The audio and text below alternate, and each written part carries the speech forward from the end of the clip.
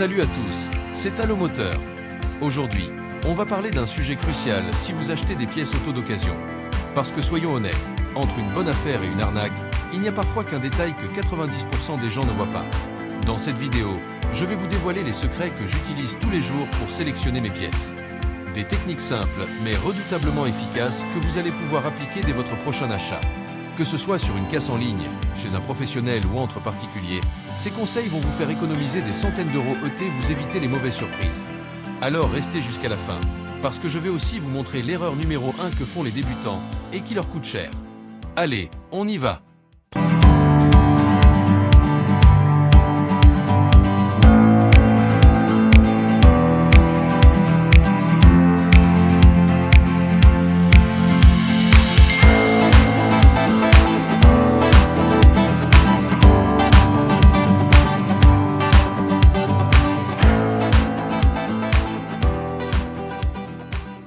Premier secret, et c'est la base, l'inspection visuelle approfondie. Et non, ça ne veut pas dire juste regarder si la pièce est jolie. La règle des 4 angles. Prenez toujours la pièce sous différents angles. Regardez-la de face, de dos, de côté et par-dessous. Pourquoi? Parce que les défauts se cachent souvent là où on ne regarde pas naturellement. Sur un phare par exemple, vérifiez l'état du réflecteur à l'intérieur. Des traces d'oxydation ou de brûlure. Passez votre chemin. Sur un capot, inspectez les bordures et les points de fixation. Des micro-fissures peuvent indiquer un choc non visible au premier coup d'œil. Les zones à risque. Chaque type de pièce a ses points faibles. Sur les optiques, les fixations et les joints. Sur les jantes, l'intérieur du voile et le talon. Sur les moteurs, les quartés et les bossages de fixation. Le test de la lampe torche. Voici une astuce de pro. Utilisez toujours une lampe torche, même en plein jour. Passez la lumière à ras de la surface. Vous verrez apparaître comme par magie les micro-rayures, les bosses réparées et les défauts de peinture invisibles à l'œil nu. Maintenant, on passe aux indices que seuls les initiés connaissent. L'odeur révélatrice. Oui, vous avez bien entendu, sentez vos pièces. Un bloc moteur qui sent l'huile brûlée? Il a probablement surchauffé. Une boîte de vitesse qui dégage une odeur métallique âcre?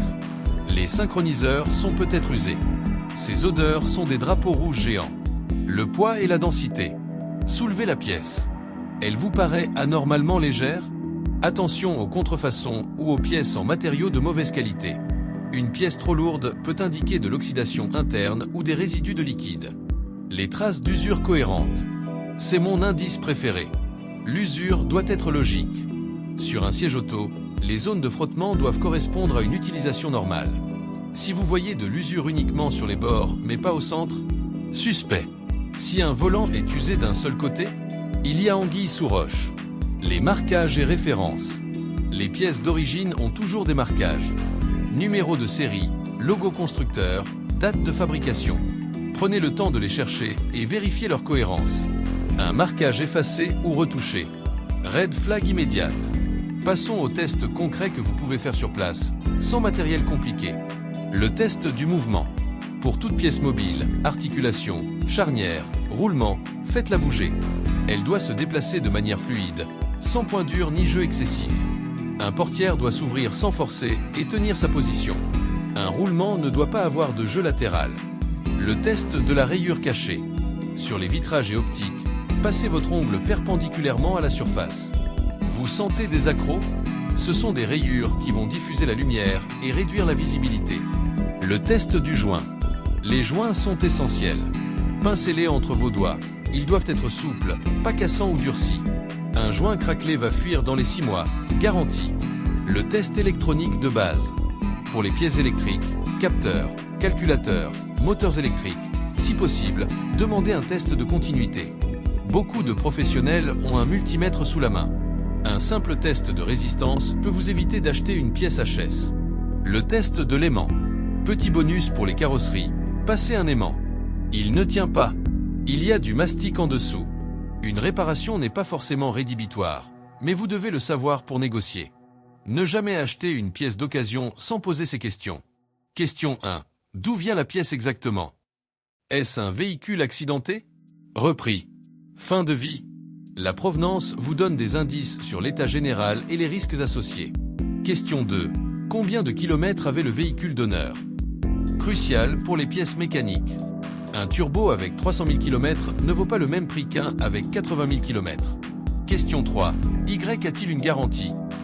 Les professionnels sérieux offrent au minimum une garantie de conformité. Si on vous dit vendu sans garantie, sans retour, méfiance maximale. Question 4. Puis-je voir la pièce montée sur le véhicule? Pour les pièces importantes, cette question est en or. Vous voyez la pièce dans son environnement, son historique d'entretien, et vous pouvez même tester son fonctionnement. Question 5. Avez-vous d'autres photos angles? En ligne, ne vous contentez jamais d'une seule photo. Demandez des gros plans des zones critiques. Et maintenant, l'erreur numéro 1 que je vois tout le temps. Acheter uniquement sur le prix. Oui, on cherche tous une bonne affaire. Mais une pièce à 50 € qui va lâcher dans 3 mois vous coûtera beaucoup plus cher qu'une pièce à 120 € qui tiendra 5 ans. Faites le calcul du coût total. Prix de la pièce plus frais de port, plus temps d'installation, plus risque de panne. Parfois, payer 30% plus cher pour une pièce de qualité supérieure vous fait économiser 2 cents % sur le long terme. La qualité se paie, mais la mauvaise qualité se paie toujours plus cher. Voilà les amis. Vous avez maintenant toutes les clés pour acheter vos pièces d'occasion en toute confiance. Rappelez-vous, inspectez minutieusement, testez systématiquement, questionnez intelligemment. Si cette vidéo vous a été utile, n'oubliez pas le petit pouce bleu, ça m'aide énormément. Abonnez-vous pour ne rater aucun conseil, et dites-moi en commentaire, quelle est votre astuce pour repérer une bonne pièce? Et bien sûr, pour trouver vos pièces de qualité, rendez-vous sur Allomoteur. Je sélectionne personnellement chaque pièce avec ces mêmes critères. À très vite pour une nouvelle vidéo, et roulez bien!